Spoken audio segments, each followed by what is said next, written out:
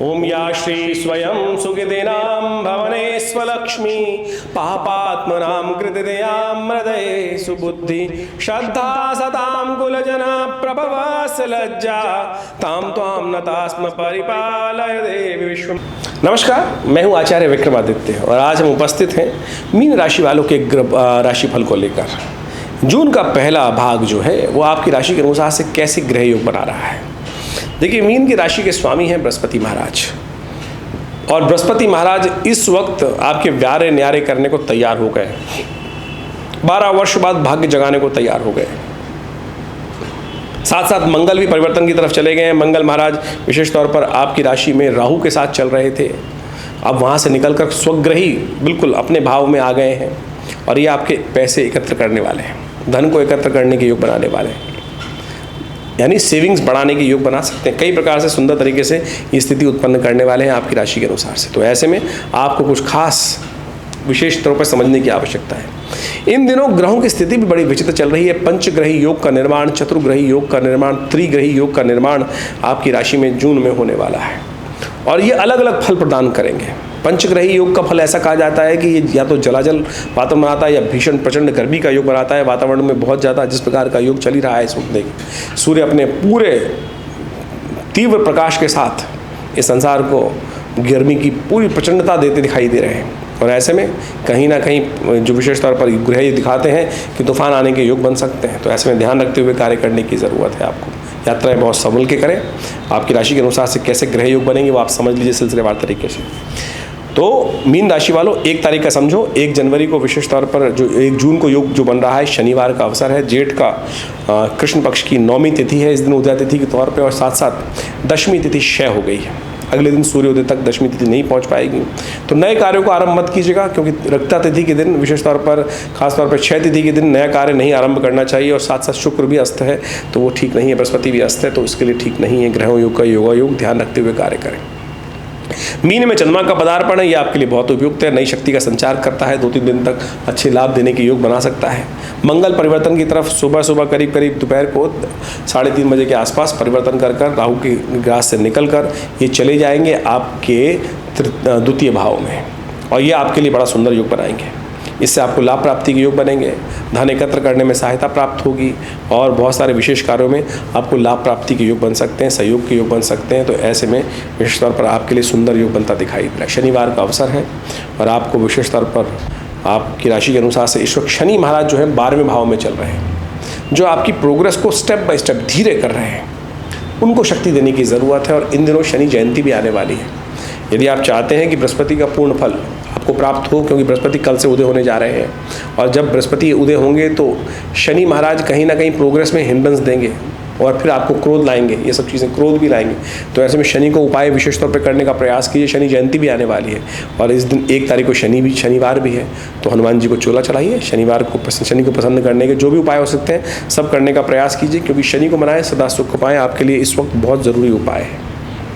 आपकी राशि के अनुसार से इस वक्त ये बात ध्यान रखना चाहिए, आपकी 7.5 भी आरंभ हो गई है और ऐसे में शनि को मनाना बहुत ज़रूरी है आपके लिए। तो जब भी शनिवार पड़े तो हनुमान जी को जरूर प्रसन्न करने का प्रयास कीजिए। ये गांठ बांध के रख लीजिए, भूल मत जाइएगा, इस बात का ध्यान रखते हुए कार्य करें। बहुत सारे लोग आपको पता नहीं कहाँ कहाँ भटका सकते हैं। कोई लाखों रुपए के रत्न पहना देगा, कोई कुछ तेल चढ़वा देगा, लेकिन जो कृपा हनुमान जी देंगे ना वो कोई और नहीं देगा। तो इस बात का ध्यान रखें। मंगल भी आपके लिए बहुत सुंदर जगह चल रहे हैं, लेकिन एक्सीडेंट का योग बनता है, ध्यान रखते हुए कार्य कीजिएगा, चोट लग सकती है। ये शनि का योग जो बन रहा है, कहीं ना कहीं प्राकृतिक आपदा में न फंस जाएं, इस बात का ध्यान रखिएगा। 2 तारीख की बात कर लेते हैं। रविवार का अवसर है, एकादशी तिथि है और इस दिन अपरा एकादशी का व्रत पड़ता है। बृहस्पति उदय होने जा रहे हैं, ये आपके लिए बहुत अनुकूल है। तृतीय भाव में विराजमान होकर बृहस्पति ये आपके लिए बहुत सुंदर योग बना रहे हैं, शक्ति का संचार करते दिखाई दे रहे हैं। लेकिन थोड़ा क्रोध से बचना होगा आपको, अननेसेसरी क्रोध ना करें। बहुत ज़्यादा क्रोध करेंगे तो फिर फंस जाएंगे। पंचग्रही चतुर्ग्रही योग इस वक्त बन रहा है, जो सब कुछ होते हुए भी थोड़ा सा आपको परेशानी में डाल सकता है। ऐसे में भगवती दुर्गा की आराधना आपके लिए बहुत ज़रूरी है। जितने दुर्गा जी की आराधना करेंगे वो उतनी शक्ति आपको देंगे। महालक्ष्मी की आराधना, दुर्गा की आराधना जितना करना आपके लिए अच्छा रहेगा। हमने एक अलग से वीडियो बनाया था मीन राशि वालों, नोट कर लीजिएगा। आपकी राशि के अनुसार से बृहस्पति का परिवर्तन क्या करेगा आपके लिए, उसको बहुत ध्यान से सुन लें और उसमें जो उपाय बताए हैं, क्योंकि आने वाले 1 साल 11 महीने जो हैं वो बहुत विशेष हैं आपके लिए। यदि आप उन चीज़ों को समझकर उपाय कर लोगे तो बहुत अच्छा रहेगा। और जन्मपत्री को समझते हुए आप चीज़ों को देखना चाहिए। ये वर्ष जो आपके लिए आया है 12 वर्ष बाद आया है, और ये आपके धर्म को जगाने वाला आया है, भाग्य को जगाने वाला है। और यदि सही से नहीं रहे तो ये समय ऐसे ही चला जाएगा, पता भी नहीं चलेगा, फिर आप परेशान होंगे। केवल चाबी लगाने की ज़रूरत है। तो आप सुंदर तरीके से अपनी जन्मपत्री को सही से समझकर कार्य करने का प्रयास कीजिएगा। ये आपको हम हिदायत देने का प्रयास कर रहे हैं, बहुत ज़रूरी है। 3 तारीख की बात कर लेते हैं। सोमवार का अवसर, द्वादशी तिथि है और विशेष तौर पर मेष राशि में चंद्रमा का पदार्पण होने जा रहा है। ये आपके लिए बहुत अनुकूल रहेगा। बड़े बुजुर्गों का, माताओं का, पिताजी का आशीर्वाद, माताजी का आशीर्वाद लेकर कार्य करने का प्रयास करें। उनके आशीर्वाद से वारे न्यारे हो सकते हैं आपके लिए। बुध अस्त होने जा रहे हैं, ध्यान रखिएगा। बुध अस्त तृतीय भाव में बैठकर ये कहीं ना कहीं पराक्रम में कमी लाने के योग बना सकते हैं। विचार सही जगह चलने में रोक लगा सकते हैं, क्योंकि बुध आपकी राशि के अनुसार से आपके चतुर्थ भाव सुख के स्वामी भी हैं। तो ध्यान रखते हुए कार्य करिएगा। बुद्ध को शक्ति देने की ज़रूरत है। कन्याओं का पूजन करें, गाय को पालक खिलाएं, गाय को हरी साबुत मूंग का दान करें, पक्षियों के लिए पानी रखें, अपशब्द का उच्चारण ना करें, क्योंकि ये सब चीज़ें करेंगे तो बहुत आपके लिए कल्याणकारी योग बनेगा। ये बुद्ध का उपाय विशेष तौर पर है, ध्यान रखते हुए कार्य करें। 2 और 3 तारीख को रेवती और अश्विनी नक्षत्र विद्यमान है। जिन लोगों का जन्म हो इस तिथि में, तो विशेष तौर पर उन जातकों के लिए उनके माता पिता को ध्यान रखना चाहिए कि मूल शांति करानी चाहिए। जिन लोगों की जन्म गंडमूल नक्षत्र में होता है और वो मूल शांति नहीं कराते हैं, फिर जीवन पर्यंत सब कुछ ग्रहों का शुभ योग होते हुए भी फिर कष्ट में जीते रहते हैं और फिर समय निकल जाता है और फिर सही समय पर सही कार्य नहीं होते हैं। ये विचित्र स्थिति है। तो ऐसे में ठीक करने का प्रयास करना चाहिए। सही समय पर सही उपाय कर लेने चाहिए। जो शास्त्रों तो वर्णित है, अनुभव से हैं, तो अवश्य यानी रेवती और अश्विनी नक्षत्र में जिनका जन्म हो रहा है उनको अवश्य उनके माता पिता को मूल शांति बच्चे के लिए अवश्य करानी चाहिए, जिससे भार कट सके। 4 तारीख मंगलवार, त्रयोदशी तिथि, और ये त्रयोदशी बहुत अद्भुत है। मंगल ये वार जो है बहुत अद्भुत है। बुढ़वा मंगल है, बड़ा मंगल है। हनुमान जी ने जिस दिन सबसे पहले राम जी के दर्शन किए थे इस धरा पर, ये वो तिथि है। साथ साथ भौम प्रदोष भी है। त्रयोदशी और मंगलवार का योग पड़ गया है। जब जीवन में ऋण किसी प्रकार भी हट ना रहे हों, बढ़ते चले जा रहे हों, तो ऐसे में भगवान शिव का प्रदोष काल में विशेष तौर पर गन्ने के रस से अभिषेक करना चाहिए, गुड़ के रस से अभिषेक करना चाहिए। कहा जाता है इससे ऋण मुक्ति का योग बन जाता है। मंगल का ऋण मुक्त स्तोत्र जो है उसका पाठ करना चाहिए इस शुभ योग में। शिवरात्रि भी पड़ गई है इस दिन, तो बहुत विशेष महत्व काल स्थिति हो गई है। तो ऐसे में इस शुभ योग के लिए हमने भी विवेकानंद योगाश्रम में बड़ा कार्यक्रम रखा है। हनुमान जी के लिए मंगल ग्रह शांति महायज्ञ और साथ साथ सुंदरकांड का पाठ। आप भी इसमें सम्मिलित हो सकते हैं। तो इससे सुंदर उपाय हनुमान जी के लिए कुछ नहीं हो सकता। हनुमान जी इस संसार में अजर अमर हैं और समस्त कार्यों को सिद्ध करने वाले हैं। और देवता चित्त न धरहीं, हनुमत से ही सर्व सुख करहीं। तो मीन राशि वालों, आपकी राशि के अनुसार से जो स्थिति बन रही है वो हम आपको बताते चल रहे हैं, तो उसके अनुसार से उपाय भी करते चलें, बहुत सुंदर रहेगा।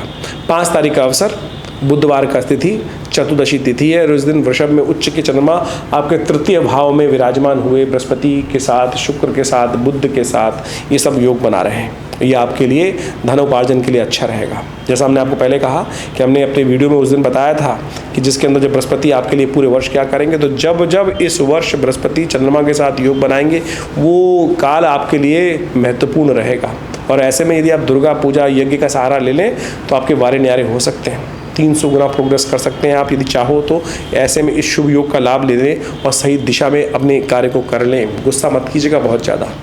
ये बृहस्पति चंद्रमा का योग जो है मन को अशांत कर सकता है, फिर गुस्सा बढ़ा सकता है। पंचग्रह योग का निर्माण हो गया है, ध्यान रखते हुए कार्य कीजिएगा। 6 तारीख का दिन ये अद्भुत दिवस है, अमावस्या है, शनि जयंती पर्व है और आपकी राशि के अनुसार से शनि को मनाने का दिन है। वर्ष में एक दिन है, जो शनि को मना लोगे तो पूरे वर्ष शनि आपके अनुकूल चलते रहेंगे। नहीं तो प्रोग्रेस करने में बहुत कहीं असफलता तो नहीं देंगे, लेकिन बहुत रुला के फल देने के योग बनाएंगे। इतना सुंदर बृहस्पति का योग है, उसका भी रास्ता हमने आपको बता दिया। शनि को भी अनुकूल कर लो, इसलिए शनि के निमित्त विशेष तौर पर आप जो भी कर सकते हैं वो करें। एक तो तुलादान अवश्य कीजिएगा, क्योंकि शनि की दृष्टि आपके 12वें भाव में विराजमान है, तो ये कहीं ना कहीं चोट लगने के योग बना सकता है। तो ऐसे में ध्यान रखिएगा, इस वर्ष अपने तुलादान अवश्य करना है आपको 2-3 बार। ये तो राशि के अनुसार से हम बता ही रहे हैं, इस दिन भी अवश्य करें। अपने वजन के अलावा सतनाजे का दान करना बहुत ज़रूरी है। साथ साथ हमने विवेकानंद योगाश्रम में इस दिन शनि ग्रह शांति महायज्ञ रखा है। उसमें शनि के विभिन्न स्तोत्र, नामावली, शनि के वेद मंत्र, शनि के स्तोत्र पाठ से, शनि के बीज मंत्रों से सबसे यज्ञ रहेगा। साथ साथ 100 पाठ हनुमान चालीसा के रहेंगे। 8 घंटे तक ये कार्यक्रम चलेगा। 100 पाठ हनुमान चालीसा के संगीत में रहेंगे और हनुमान जी की कृपा से शनि हमेशा प्रसन्न हो जाते हैं। स्वयं शनि ने आशीर्वाद दिया था जब रावण पर विजय प्राप्त करने के लिए हनुमान जी ने लंका दहन किया था, शनि को मुक्त किया था, तब हनुमान जी को आशीर्वाद दिया जो आपका भक्त होगा उस पर कभी भी नेगेटिव प्रभाव शनि का नहीं पड़ेगा। तो इस बात को ध्यान रखें, यह आशीर्वाद स्वयं शनि का है। तो आप फालतू के उपायों से बचें और सीधा साधा उपाय कीजिए, देखिए कल्याण के योग बनेंगे। ये वर्ष में एक बार आती है जयंती और ये असंभव को संभव करने का दिवस है। सावित्री ने सत्यवान को वापस लाकर सुंदर कार्य किया था, संकल्प शक्ति से, विचार शक्ति से, धन खर्च करके नहीं। आज लोग धन खर्च के चक्कर में फंस जाते हैं और कुछ ना कुछ नग पहन लिया, कुछ और उपाय कर लिया, अननेसेसरी के फालतू के उपायों में चक्कर में फंस जाते हैं। सीधा साधा उपाय हम आपको बता रहे हैं, करिए, इससे सुंदर उपाय कुछ हो नहीं सकता। सप्तमी तिथि तो मीन राशि वालों के लिए ग्रहों का योग दिखाता है कि ये इस दिन परिवर्तन का योग आपके लिए बड़ा सुंदर बन रहा है और ये आपके लाभ की स्थिति उत्पन्न करेगा, सुख का उदय करने का योग बनाएगा। करवीर व्रत है, सूर्य इन दिनों विशेष तौर पर कई ग्रहों को अस्त कर रखे हैं। बृहस्पति को उदय होकर चुके हैं अभी, लेकिन शुक्र और बुध अभी भी अस्त चल रहे हैं और करवीर व्रत अवश्य करें। सूर्य को इन दिनों जल में डालकर कनेर के पुष्प को अर्घ्य देने का प्रयास कीजिए, इससे सूर्य का दोष शमन होगा और आपके पराक्रम में विजय प्राप्ति के योग बन सकते हैं। तो अवश्य ये उपाय करने का प्रयास करना चाहिए। कनेर के पुष्प के द्वारा सूर्य को अर्घ्य देना है। कनेर के पेड़ का पूजन कर थोड़ा एक पुष्प तोड़ लीजिए नित्यप्रति, और जब तक सूर्य इस राशि में विद्यमान है हर रोज़ एक तांबे के लोटे में एक कनेर का पुष्प डालकर, थोड़ी रोली डालकर ओम भास्कराय नमः, सूर्याय नमः, ओम गणेश सूर्यादित्याय नमः, इन मंत्रों से उनका अर्घ्य देते हुए कार्य करेंगे तो बहुत सुंदर होगा, जीवनी शक्ति का संचार होगा, स्वास्थ्य में भी लाभ प्राप्ति के योग बनेंगे। 8 जून शनिवार और इस दिन द्वितीया तिथि है और इस दिन ग्रहों का योग आपकी राशि के अनुसार से दिखाता है विशेष योग। ये विशेष तौर पर ग्रहों की स्थिति को उत्पन्न करता दिखाई दे रहा है। आपकी राशि के अनुसार से जो ग्रह योग विशेष तौर पर आगे बढ़ने के मार्ग प्रशस्त करेंगे, लेकिन अननेसेसरी सूर्य गर्म है, क्रोध में है, ऐसे में अपने क्रोध को शांत रखने का प्रयास कीजिएगा। बहुत सारी बार क्या होता है कि जब रिजल्ट नहीं आ रहे होते हैं तो मन में फ्रस्ट्रेशन हो जाती है और ऐसे में चतुर्ग्रही योग निर्माण होकर ऐसा लगता है कि विरक्तता के भाव मन में उद्भव हो जाए, तो उस विरक्त भाव को त्यागने का प्रयास कीजिए। ग्रह प्रभाव उत्पन्न कर रहे हैं, कुछ और नहीं है। तो ऐसे में थोड़ा ध्यान रखते हुए एक पीपल के पेड़ के पास जाकर थोड़ा सा भगवान विष्णु का पूजन कर लीजिए। पीपल के पेड़ को विष्णु स्वरूप ही माना जाता है, तो ये ग्रहों को ठीक करने में बड़ा सहायता प्रदान करेगा। 9 तारीख का अवसर रविवार की तिथि और तृतीया तिथि और कर्क में चंद्रमा, ये आपके लिए विजय दिलाने के योग बनाता दिखाई दे रहा है। जो सुबह कार्य करेंगे शाम में उसमें कहीं ना कहीं पॉजिटिव रिजल्ट्स आने के योग बन सकते हैं, ऐसे ग्रह योग बन रहे हैं। सुबह सुबह भगवान सूर्य को अर्घ्य अवश्य दें, ये सूर्य का उपाय रहेगा, अच्छा रहेगा। 10 तारीख का अवसर और मीन राशि वालों के लिए ग्रह दिखाते हैं कि सोमवार के दिन चतुर्थी तिथि का योग बन रहा है, रिक्ता तिथि का योग बन रहा है, साथ साथ में भद्रा भी है। तो नए कार्यों को आरंभ करने से बचना चाहिए और कार्यों में सफलता के लिए गणेश जी का, शिव का, पार्वती का पूजन करना संपूर्ण रूप से शुभ रहेगा, विघ्नों को दूर करने वाला रहेगा। ज्योतिष विज्ञान के अंतर्गत फलित ज्योतिष को समझने के लिए 2 प्रकार से ज्योतिष की गणनाएं की जाती हैं। गणनाओं का फलित जिस प्रकार से एक तो गोचर के दृष्टिकोण से किया जाता है, जिसके साथ हम आपके साथ लगातार जुड़े रहते हैं कि यानी आज के ग्रह योग आपकी राशि के अनुसार से चंद्रमा जहां आपका विराजमान है वहां के दृष्टिकोण से देखते हुए आज जो गोचर में ग्रह परिवर्तित हो रहे हैं वो क्या प्रभाव उत्पन्न कर रहे हैं। इसके साथ साथ मूल जन्म पत्रिका भी बहुत इंपॉर्टेंट विषय है। मूल जन्म पत्री में कौन सी दशाएं चल रही हैं, कौन सी अंतर दशाएं चल रही हैं, किस प्रकार से ग्रहों का योग बना है, नवांश इत्यादि में ग्रहों की स्थिति क्या है, हर व्यक्ति के अनुसार से। देखिए गोचर के दृष्टिकोण से जब हम राशि के हिसाब से फलित करने का प्रयास करते हैं तो एक जनरल कैटेगरी के हिसाब से हम बता सकते हैं, समझ सकते हैं कि किस प्रकार के ग्रह योग है। अब व्यक्ति जिस पायदान पर बैठा है, आप समझें कि पहली मंजिल पे, दूसरी मंजिल पे, 100वीं मंजिल पर, पहली सीढ़ी पर है, 10वीं सीढ़ी पर है, या भूतल ग्रह के मतलब जमीन के अंदर दब फंसा पड़ा है, उन सब ग्रह स्थिति को समझते हुए वो मूल जन्मपत्री से पता चलेगा कि स्थिति क्या है व्यक्ति की, और फिर गोचर में ग्रह का परिवर्तन क्या हो रहा है, किस प्रकार से परिवर्तन का योग बन रहा है, उन सब चीज़ों की गणनाएं हम आपके समक्ष उपस्थित करते हैं। और जन्मपत्री को समझने के लिए एक गहन अध्ययन की आवश्यकता होती है। मूल जन्मपत्री को समझकर फिर गोचर की ग्रह दृष्टि को देखकर यदि गणनाओं को समझने का हम प्रयास करेंगे तो बहुत अद्भुत प्रकार से ग्रह योगों को हम समझ सकते हैं और उनके अनुसार से परिवर्तन का योग आपके लिए कैसा रहेगा वो सब बातें समझ में आ सकती हैं। तो आप सब जन्मपत्री को, ग्रह योग को जो हम आपको समझाते हैं गोचर के दृष्टिकोण से, उन सबको समझकर अपने जीवन में आने वाले समय को मूल रूप से समझने का प्रयास कीजिए। ग्रह योग क्या किस प्रकार से खेल कर रहे हैं, और हमारी ज्योतिष गणनाओं के माध्यम से हम इस समय में जब आपके साथ रहते हैं तो हम वास्तविक तौर पर पौराणिक कथाओं के माध्यम से, पौराणिक योगों के माध्यम से, जो विशेष तौर पर पंचांग के अंदर हर रोज लिखी होती है कि आज कौन सा उत्सव है, किस प्रकार का वार है, कौन सा नक्षत्र है, उसके अनुसार से कौन सा उपयोग, जो शास्त्र के अंदर जो उपाय इत्यादि वर्णित हैं, कथाओं के माध्यम से वर्णित हैं, वो हम इस फलित के अंदर जोड़ने का प्रयास करते हैं।